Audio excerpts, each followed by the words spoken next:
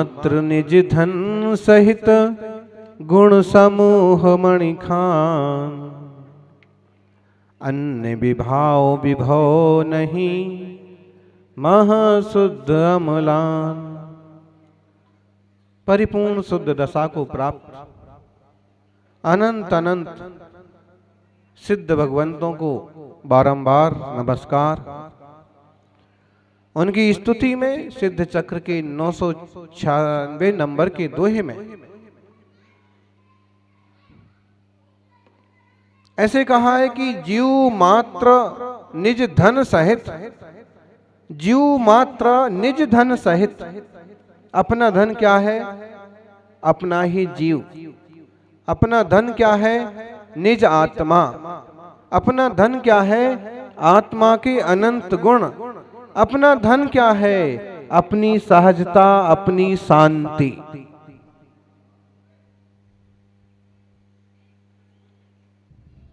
इतनी समझ ज्ञानी भाग्यवान जीवों को प्राप्त होती है। जीव मात्र जिन निज धन सहिता गुण समूह मणि खान। गुणों के समूह का, मणियों की खान है यह आत्मा। अन्य विभाव विभव नहीं। विभाव रूप कोई अन्य विभव धन संपत्ति जिनके नहीं है, रुपए पैसे नहीं है। महाशुद्ध अमलान, जो महाशुद्ध हैं, अमलान हैं, मलिन नहीं होने वाले हैं, मुरझाने वाले नहीं हैं, ऐसे महावैभव के धनी हैं सिद्ध भगवंत। धन से कोई धनी नहीं होता है। धन से धनी होना तो ऐसे हुआ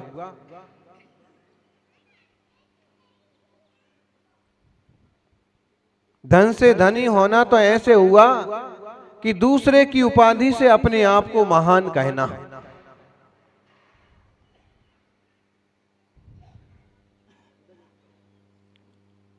जैसे आपके गांव से कोई एक त्यागी व्रती बन गया और वो फेमस हो गया। अब आप कहीं भी जाते हो, परिचय देते हो तो उनका ही परिचय देते हो। वो मेरे काका के दादा के पापा के बेटे थे, ठीक है। अथवा गुरुदेव सन्मति सागर जी महाराज यहाँ रहे, उनने कठिन तपस्या की, लोगों को धर्म मार्ग में लगाया और लोग अब इस ढंग से जानने लगे कि आप कहीं भी जाओ और वो पूछे कौन से गांव से आए और आप अपने गांव का नाम बताओ, तो सामान्यतः आपके गांव का नाम सुनकर के लोग कुछ भी समझते नहीं कि कौन सा गांव है, बल्कि कहीं कहीं तो ऐसा और बोलने लगे, नरवाली बोलो तो नलवाड़ी, असम का एक बड़ा शहर का नाम लेते हैं। फिर उनको बताना पड़ता है कि नहीं, जहां आचार्य श्री सन्मति सागर जी ने 2002 का चतुर्मास किया था, तो तुरंत ध्यान में आता है तीर्थ यात्रियों को भी क्या अच्छा अच्छा। तो ये ऐसे हो गया कि दूसरे के नाम से, दूसरे के धन से आप अपने आप को अमीर सिद्ध कर रहे हैं, अपनी पहचान बना रहे हैं। लेकिन आपकी अपनी पहचान धन से नहीं है, आपकी अपनी पहचान स्वधर्म से है, स्वचेतना से है। धन से धनी नहीं हो सकते हैं कोई, कितना धन एकत्रित हो हैं। कल तक अंबानी आगे थे, आज से अडानी आगे हैं। कल कोई दमानी आ जाएगा, परसों कोई कवाड़ी आ जाएगा। संसार से धन के मामले में कौन स्थिर रहा है? इसलिए धन का गुरूर भी नहीं करना और धन का दुरुपयोग भी नहीं करना। ये साधन है धन। एक तपस्वी सम्राट, कहिए तपस्वी सम्राट के दादा गुरु अंकलिकर आचार्य आदि सागर जी महाराज एक पेड़ के नीचे ध्यानस्थ बैठे हुए थे। कई सारे भक्त आके बैठे हुए थे और तभी एक धनपति ने आकर के, लोग अपने अपने हिसाब से कुछ चढ़ा रहे थे, तो उन्होंने आकर के भी सोने की एक मुद्रा चढ़ा दी। महाराज ने कहा कि मैं क्या करूंगा इसका, इसे यहां मत रखिए। सेठ ने कहा, सेठ तो सेठ होता है,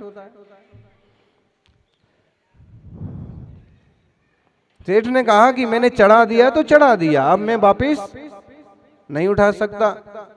महाराज ने कहा कि मैंने त्याग दिया सो त्याग दिया, मैं इसे कभी छू नहीं सकता,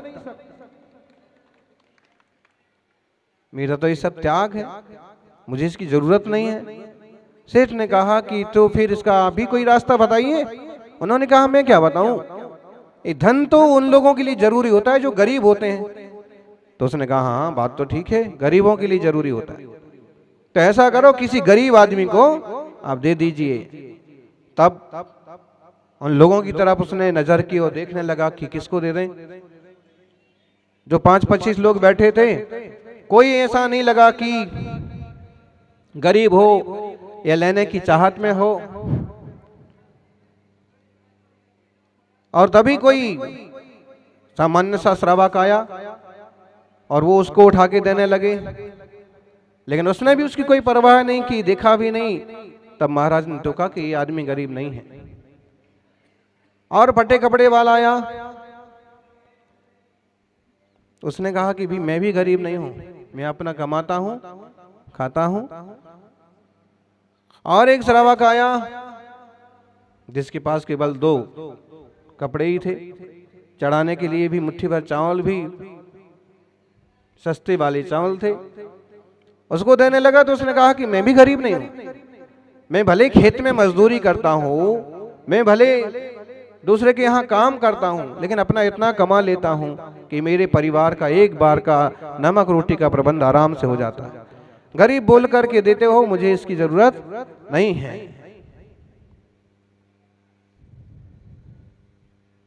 फिर भाई जिनको निज धर्म की खबर है कि अगर श्रावक है तो श्रावक का धर्म क्या है, स्वस्थ शरीर वाले हैं तो आपका धर्म क्या है, किसी से मांगना और किसी के सामने बहुत ज्यादा दयनीयता प्रकट करना कोई बुद्धिमानी नहीं है। और दूसरी बात, जिन श्रावकों ने, जिन मुनिराजों ने, जिन श्रमणों ने निज शुद्धात्म तत्व को जाना है, उनके लिए बाह्य धन महत्व नहीं रखता है। आप कहोगे श्रावकों को तो रखता है, फिर भी मुनिराजों को, अब जिन्हें खबर ना हो, चाहे भी श्रावक हो चाहे मुनि हो, बटोरते ही फिरेंगे, उसका कोई इलाज नहीं। तभी क्या हुआ, छोटी सी रियासत का, पड़ोस के राज्य का एक राजा अपनी सेना की टुकड़ी के साथ वहां से निकला। शायद वो कहीं से कर वसूलने या कहीं से टैक्स लेने के लिए, मुकाबला करने के लिए, जीतने के लिए, धन बटोरने के लिए जा रहा था। बिगुल वगैरह भी बज रहे थे।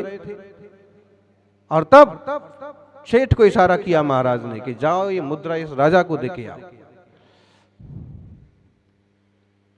सेठ ने कहा कि ये तो राजा हैं, बहुत अमीर हैं। मैंने कहा कि मैंने कहा ना जाओ देके आओ, मैं कैसे जाऊं? धैर्य रखो, शायद दर्शन को आएगा तब दे देना। मुनिराज तो हमेशा राजा महाराजाओं से पूजित रहे हैं, और जिन भी राजा महाराजा चक्रवर्ती मंत्रियों को खबर रही कि तपस्वी हैं, मुनि हैं, वीतरागी संत हैं, वो कितने ही बड़े शक्तिशाली सम्राट हों, वंदना के लिए हमेशा चरणों में झुकते रहे। उस तरफ महाराज जी का प्रभाव था, राजा को भी मालूम था कि ऐसे ऐसे महान तपस्वी संत हैं। और तभी मंत्री वगैरह ने भी इशारा किया कि देखिए अब वहीं बैठे दिख रहे हैं पेड़ के नीचे, शायद धर्म सभा उनकी लगी हुई है, तो अब जाते जाते एक बार दर्शन करते जाएं। ठीक है, दर्शन करने पहुंच गए, वंदन किया।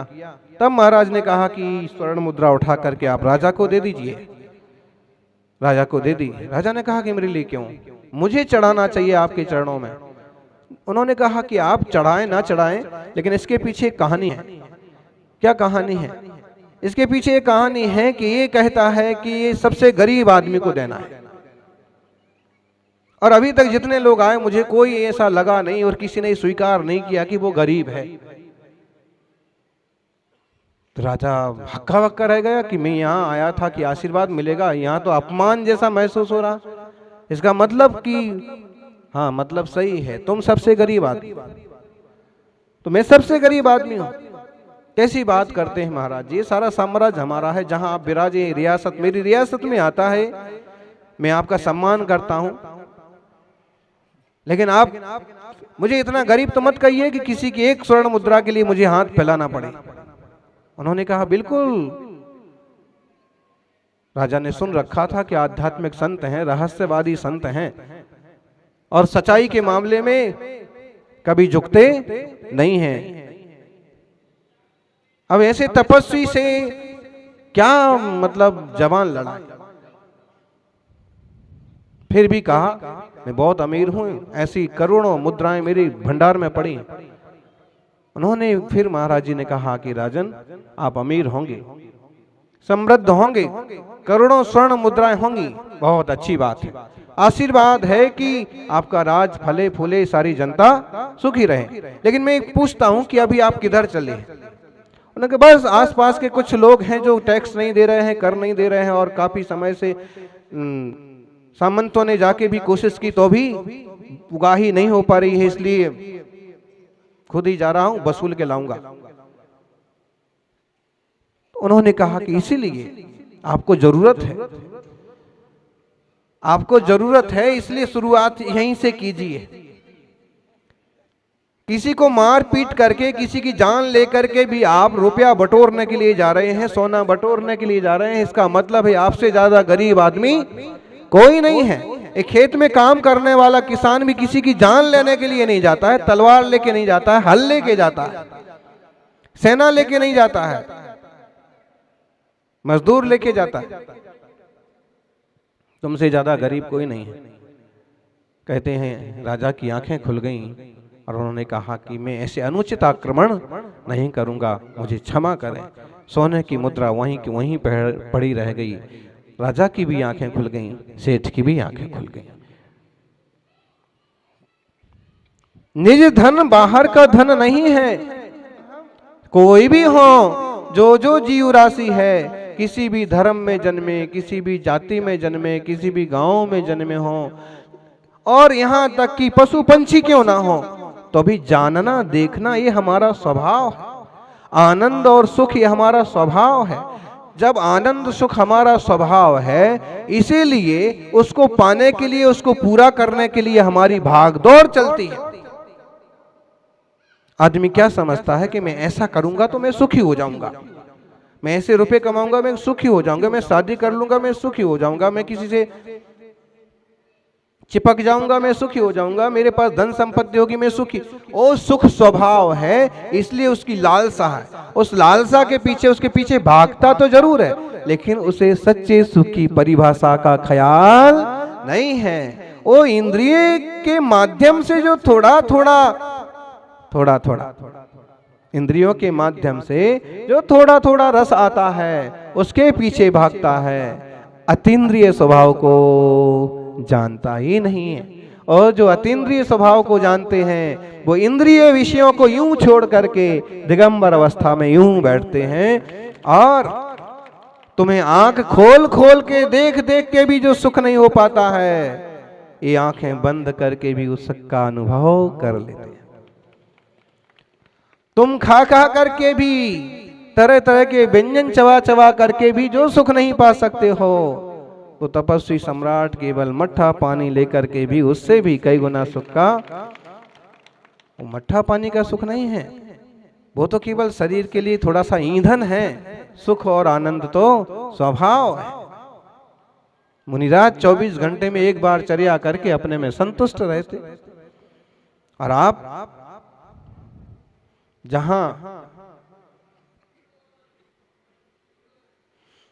जहां दिखी तवा परात वहीं गुजारी सारी रात। तो खाने पीने का प्रबंध हुआ कि, और ऐसे ही खाने पीने की बात तो भी उसमें भक्ष भक्ष का ध्यान रखना चाहिए। हमारे द्वारा कोई दुखे नहीं। आप श्रावक हैं, गृहस्थी हैं, तो गृहस्थी में इतना तो होश रखा ही जा सकता है कि वैसा कुछ करें कि जिसमें पंचेंद्रिय जीवों का घातपात न होता, जिसमें कोई जीव हमारे द्वारा तकलीफ ना पाता हो, इनडायरेक्टली भी हमारे कारण से किसी का हिंसा नहीं होती हो। बाजार की चीजें खा रहे हैं, पैकेट बंद, उसमें कौन कौन से एसेंस पड़े हैं, कौन कौन से जानवरों के अंश पड़े हैं, विटामिन के नाम पर उसमें क्या क्या डला हुआ है। अरे भाई, सीधा सच्चा रास्ता है, पंचेंद्रिय विषयों से पार आप न हो पाओ तो भी समझ तो पैदा कर लो कि पंचेंद्रियां स्पर्शन, रसन, घ्राण, चक्षु, कर्ण हैं, ये एक खिड़कियां हैं। देखिए, अंधेरी रात है, आपने बल्ब जला रखे हैं, छोटे छोटे 5 बल्ब जला रखे हैं, इस कमरे में, उस कमरे में, इस कमरे में, उस कमरे में 5 बल्ब जला रखे हैं। कितनी लाइट होती है? जैसे जला रखे होंगे, 0 वाट के हैं तो 40 वाट के हैं तो वैसे 100 वाट का जितना है तो वैसी लाइट होगी, लेकिन वो इतनी होगी कि आपके घर या घर के आसपास ही होगी। आप कहेंगे हमारी जो लाइट है वो पूरे बागड़ में हो, ऐसा पूरे भारत में हो, ऐसा नहीं होगा। हाँ, कोई सिस्टम भी बनाएंगे और फैला देंगे लाइट, तो भी उसकी अपनी एक सीमा होगी, मर्यादा होगी। आत्मार्थी सज्जनों, जैसे छोटे छोटे बल्ब आपको थोड़ी थोड़ी लाइट देते हैं, ये छोटे छोटे बल्ब हैं हमारी आँख, कान, नाक, मुंह, इनसे हम थोड़ा थोड़ा जानते हैं, थोड़ा कोई स्वाद लेते हैं, थोड़ा कोई आराम लेते हैं, थोड़ा कोई देखते हैं, थोड़ा कोई चखते हैं, और हम ऐसे बेवकूफ समझ लीजिए कि उसी में मोहित हो जाते हैं। जब सूरज उदित हो गया है तो अब बल्बों के पीछे लगने की बजाय सूरज की लाइट में काम करो ना। आज तक अज्ञान बस पंचेंद्रियों के चक्कर में पड़े रहे, आज जब जिनवाणी का सम्यक ज्ञान का सूरज उदित हो रहा है, ऐसे में आत्मा स्वरूप से आनंद लेना चाहिए। क्षण भर को खुद का विचार करना चाहिए। इसलिए धन के पीछे भागने की बजाय जो निज धन है, चेतन धन है, उसका कुछ ख्याल करेंगे, जीवन में शांति सुकून बढ़ाएंगे और सहजता की संरक्षा करेंगे। जय बोलिए 24 तीर्थंकर भगवान की।